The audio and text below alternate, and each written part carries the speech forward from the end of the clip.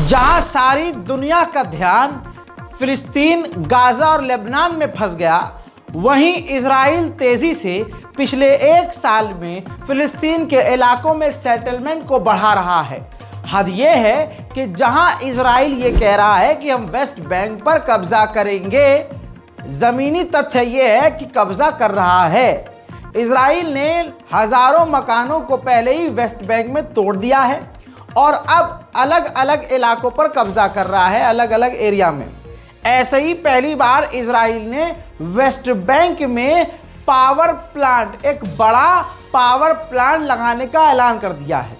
यानी अंतर्राष्ट्रीय कानून का उल्लंघन करते हुए डंके की चोट पर इजराइल फिलिस्तीन के पूरे एक बड़े शहर पर कब्जा कर रहा है और दुनिया बस विरोध करते हुए चुपचाप देख रही है। हम लोग गाजा गाजा करते रहे और इजराइल ने गाजा जैसी तबाही फिलिस्तीन के वेस्ट बैंक में भी मचाई है।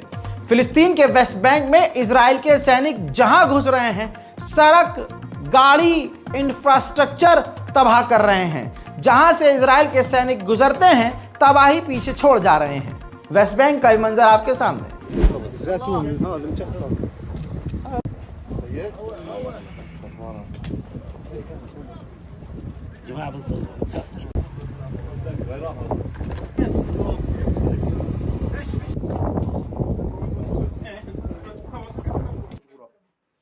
انت شفت في عينك وبتقول شوف انت صايد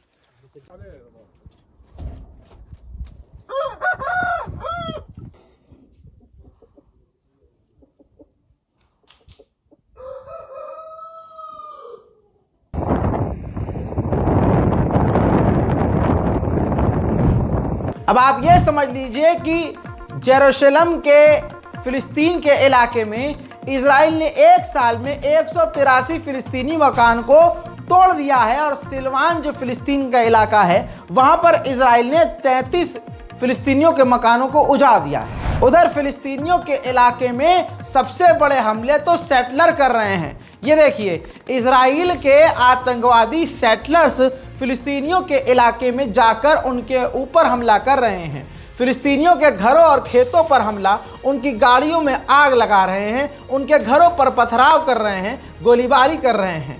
अंतर्राष्ट्रीय कानून के खिलाफ ये कदम उठाया जा रहा है, लेकिन इजराइल इन्हें पूरी छूट दे रहा है बजाय रोकने के। वहीं इजराइल के सैनिकों का ये देख लीजिए हैवानियत, ग्रीन हाउस जलाकर वीडियो, टिकटॉक और फोटो बनवा रहे हैं इजराइल के सैनिक और फिर इन वीडियो और फोटोज को खुद ही अपने अपने सोशल मीडिया प्लेटफॉर्म पर शेयर कर रहे हैं आतंकी। इजराइल की लगातार धमकी गाजा में आ रही है कि अब ये इलाका खाली कर दो, अब ये वाला इलाका खाली कर दो, अब वो इलाका खाली कर दो, और उसके बाद इजराइल उन तमाम जगहों को बर्बाद कर देता है। ऐसे ही उसने फिर से गाजा के स्ट्रिप के इलाके को खाली करने को कहा, जिसके बाद गाजा स्ट्रिप पर मौजूद लाचारों ने, बेबसों ने फिर से फिलिस्तीनियों ने अपने मकानों को छोड़ दिया, अपने इलाके को छोड़ दिया।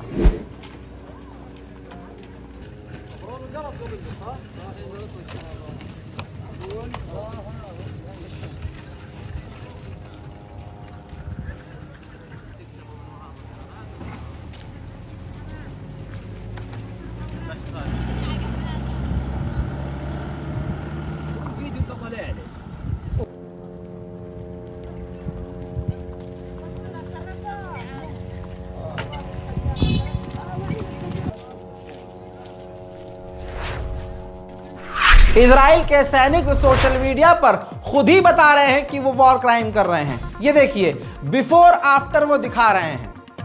देखिए, दिखा रहे हैं कि 2023 में गजा कैसा था और आज 2024 में गाजा नजर ही नहीं आ रहा है। WHO ने कहा कि जब से जंग चल रही है, 21,000 लोगों को तुरंत प्रभाव से वहां से निकाल कर इलाज की जरूरत है, लेकिन पूरे 1 से 1.5 साल के इस नरसंहार में इजराइल ने सिर्फ क्वार्टर लोगों को ही निकालने दिया है। लंबे समय के बाद इजराइल की कैद से एक बाप आजाद हुआ। फिलिस्तीनी छोटा बच्चा जिस तरह से दौड़कर अपने बाबा के गले लगा है, मेरे दोस्तों, ये मंजर आपको देखना चाहिए और दुआ करनी चाहिए। الجلال والجمال والسناء والبهاء في رباك والحياة والنجاة والهناء والرجاء في هواك هل أراك سالما منعما وغانما। इजराइल के अखबार ने खुद लिखा है कि एक स्कूल के अंदर पहले बस में मदद आई, ट्रक भरकर मदद आई, वो स्कूल के अंदर ट्रक गया, सामान रखा गया और इजरायली सैनिकों ने इतने में उसी स्कूल में आग लगा दी। वहीं इजराइल के फाइनेंस मिनिस्टर ने कहा है कि गाजा के अंदर सेटलमेंट होगा, ये सबसे बेहतरीन तरीका है बदला लेने का। उधर पुर्तगाल में फिलिस्तीनी समर्थकों को इजरायली वहां भी परेशान कर रहे हैं। All of you terrorists, sons of terrorists, and fuck you. Fuck everyone. Palestine will be free from assholes like you. There is no Palestine, you idiot. Yes, it is. There is Palestine. There is no Israel. Palestine, you idiot. Free Palestine. Free Palestine. Free Palestine. Free Palestine. Free Palestine. Free Palestine. Chance, you idiot. Free Palestine. All of you idiot. Go to Palestine. Go to Palestine. Palestine. Free Palestine. Free Palestine. Fuck you and we'll fuck all of you, you motherfucker. Free Palestine. Free Palestine. Free Palestine. Israel के समर्थन में कई देश नंगे हो गए हैं। मेरे दोस्तों, इस महिला को देखिए, ये कैनेडियन महिला है। फिलिस्तीन के समर्थन में ये कनाडा में रैली कर रही थी और रैलियों में भाग ले रही थी। कुल मिला के ये सच बोल रही थी, हक का साथ दे रही थी, सोशल मीडिया पर एक्टिव थी, फिलिस्तीन के लिए लिख रही थी। इजराइल के समर्थन में कनाडा ने अब अपना कुत्तापन ये दिखाया है कि इनके लोगों के साथ और इनके साथ अत्याचार शुरू कर दिया है। इनके घर पर, इनकी प्रॉपर्टी पर इजराइल के समर्थन में कनाडा ने रेड करना शुरू कर दिया है। मेरे दोस्तों, रियो में समिट होने वाला है G20 का। याद रखिएगा, G20 एक बड़ा ग्रुप है दुनिया का जिसमें कई सारे देश हैं। ऐसे में इजराइल ने मांग की है कि G20 की मीटिंग में इजराइल को हमें सपोर्ट किया जाए और कहा जाए कि हमें सेल्फ डिफेंस का अधिकार है। यानी इजराइल अब G20 को भी धमकी दे रहा है, हमारा सपोर्ट करो वरना अच्छा नहीं होगा। यही टोन है इजराइल की दोस्तों दुनिया के साथ। और इजराइल कहता है कि ईरान दुनिया के लिए खतरा है, जबकि पूरी दुनिया के लिए इजराइल खतरा है। उधर इटली ने इजराइल से कोऑर्डिनेट करके गाजा के अंदर 15 टन खाने पीने की मदद भेज दी है। उधर हौथीज ने दावा किया है कि हमने एश्केलॉन और तेल अवीव के ऊपर हमले किए हैं। मेरे दोस्तों, खबर यह है कि हूथियों को निशाना बनाने के लिए, देखिए, इजराइल और अमेरिका की पूरी तरह से लाल सागर में फट गई। हाँ, जो है इसका एकदम दिमाग चकरा गया अमेरिका को और अमेरिका पूरी तरह से पीछे हट गया, पूरी तरह से लाल सागर से। अब अमेरिका ने रास्ता ये अपनाया है कि हूथीज़ की इस सरजमीन पर जो हूथीज़ के खिलाफ ग्रुप हैं, उन्हीं के भाई जो दूसरे ग्रुप हैं, उनको हथियार देकर उन्हीं से हूथियों पर हमला करवाएगा। यानी भाई भाई को लड़वाने की फितरत इन अमेरिका और इजराइल की काफ़ी पुरानी है और वही इस्तेमाल ये आखिर में करते हैं। नेदरलैंड की सिक्योरिटी एजेंसीज ने चिंता जताई है कि जिस तरह से हमारे देश के अंदर के मामलों में इजराइल इंटरफेयर कर रहा है, ये आगे चल के काफ़ी खतरनाक हो सकता है। मेरे दोस्तों, एक बार फिर से हेलीकॉप्टर गाजा की तरफ से इजरायली सैनिकों को इजराइल लाता हुआ नजर आया है।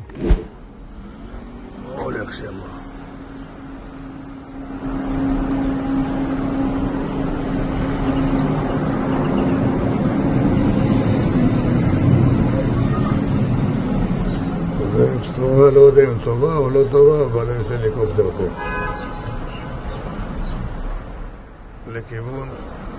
לכיוון תל השומר. वहीं मेरे दोस्तों, इराक के संगठन ने सबूत दिया है कि उन्होंने इजराइल के ऊपर ड्रोन हमले लॉन्च किए थे। बड़ी बात यह है कि अब जो खबर आ रही है वो ये कि हिजबुल्लाह सीज फायर के लिए तैयार हो गया है। हिजबुल्लाह जो है पूरी तरह से इजराइल की शर्त मानने को तैयार है और जंग खत्म करने को तैयार है। मेरे दोस्तों, उधर इजराइल के अखबार भी इजराइल का साथ दे रहे हैं। ये देखिए, जेरूशलम पोस्ट ने लिखा है कि जो साउथर्न लेबनान है वो असल में नॉर्थर्न इजराइल है। यानी अपना ओपिनियन अखबार ये जो लिख रहे हैं, खबर बनाकर अपनी सोच और अपने जो उनकी चाहत है उसको ब्रेकिंग न्यूज़ बनाकर लिख रहे हैं। वहीं पोप फ्रांसिस ने मांग की है ईसाइयों के सबसे बड़े धर्मगुरु ने कि इसकी जांच होनी चाहिए कि इजराइल गाजा में जेनोसाइड कर रहा है कि नहीं। उधर अमेरिकी लॉ मेकर ने साफ साफ कहा है नेतन्याहू को कि इजराइल कुछ भी कर सकता है ईरान के न्यूक्लियर परमाणु प्रोजेक्ट के खिलाफ।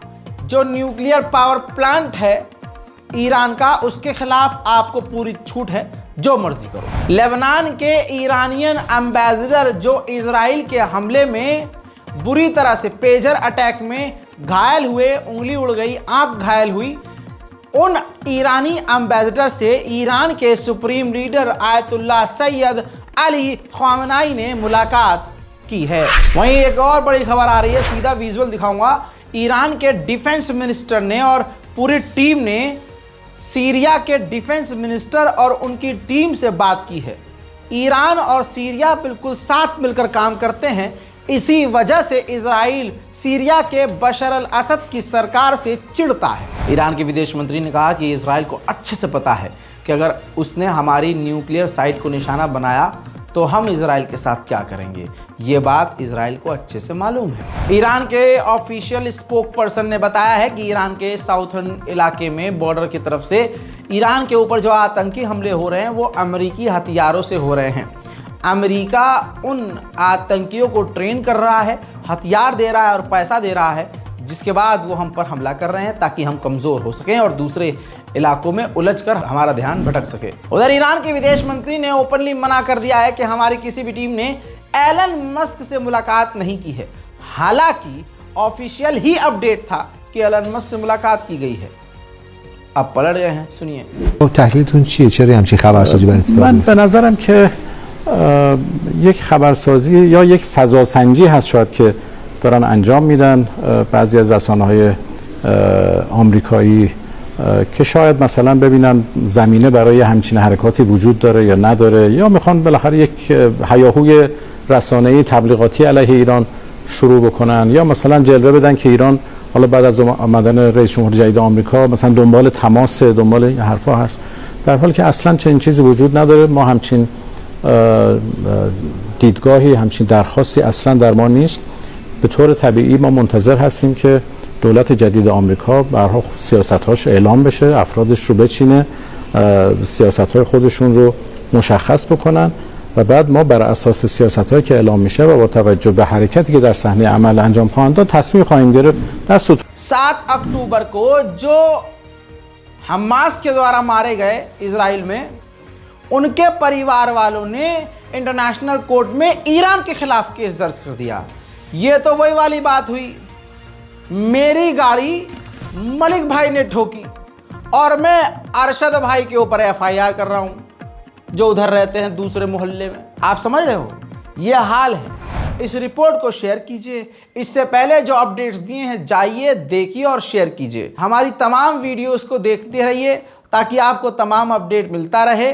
अपनी राय कमेंट सेक्शन में ज़रूर लिखिएगा। वीडियो को लाइक करना मत भूलिएगा। मैं हूं रज़ा और आप देख रहे थे रज़ा ग्राफी अनस्क्रिप्टेड। जय हिंद।